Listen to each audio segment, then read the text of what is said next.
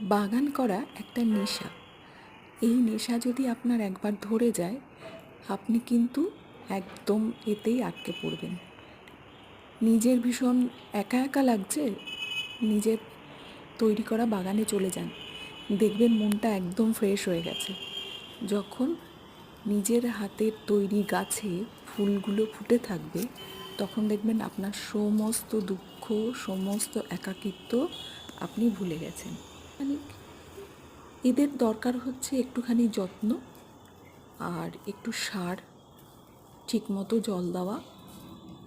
একটুখানি পেলেই এরা তরতর করে গজিয়ে উঠবে।